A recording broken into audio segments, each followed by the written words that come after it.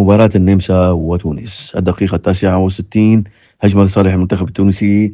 يستحوذ على الكرة لاعب المنتخب التونسي رقم 2 أيوب قريرة الذي يتقدم داخل منطقة الجزاء، ثم يمرر الكرة باتجاه زميله لاعب رقم 9 ديجيشكو، الذي يحاول تصويب الكرة بيمينه ليستطيع لاعب المنتخب النمساوي رقم 17 إريكسي سيش بصد الكرة بقدمه اليسرى لتذهب باتجاه يد أو مرفق زميله لاعب رقم 4 بوكورني، حيث صدم الكرة بالمرفق الأيمن الملاصق تماما للجسم، وبالتالي كانت اليد في وضعية طبيعية.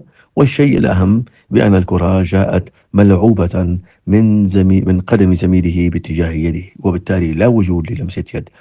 طبعا مدرب المنتخب التونسي قام بعملية التحدي أو الاعتراض على القرار برفع بطاقة الزرقاء، ومن ثم ذهب الحكم ليتأكد من الحالة ليعود ويؤكد صحة قراره بعدم وجود مخالفة. لمسة يد تستدعي حساب ركلة جزاء، اللمس موجود لكن لا وجود مخالفة كما ذكرنا، لأن اليد المرفق كان ملاصقا تماما للجسم. يضاف إلى ذلك بأن الكرة، وهذا كما ذكرنا هو الأهم، أنها جاءت من ملعوبة بقدم زميله، وبالتالي عندما تأتي الكرة من الزميل لا يحاسب اللاعب على لمسة اليد إلا إذا كان هناك حركة إضافية تجاه الكرة لمنعها، وبالتالي قرار الحكم كان صحيحا. الحالة الثانية في الدقيقة 81، هجمة لصالح المنتخب النمساوي.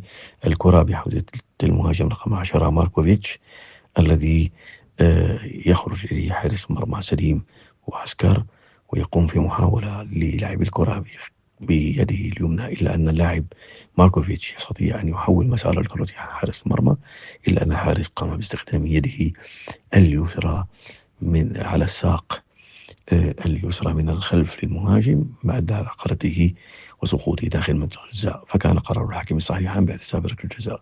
بطبيعة الحال المدرب طلب التحدي أو الاعتراض على قرار الحكم. ذهب الحكم لمشاهدة الشاشة وعاد ليؤكد صحة قراره الأول المتخذ باحتساب ركلة جزاء صحيحة لصالح المنتخب النمساوي.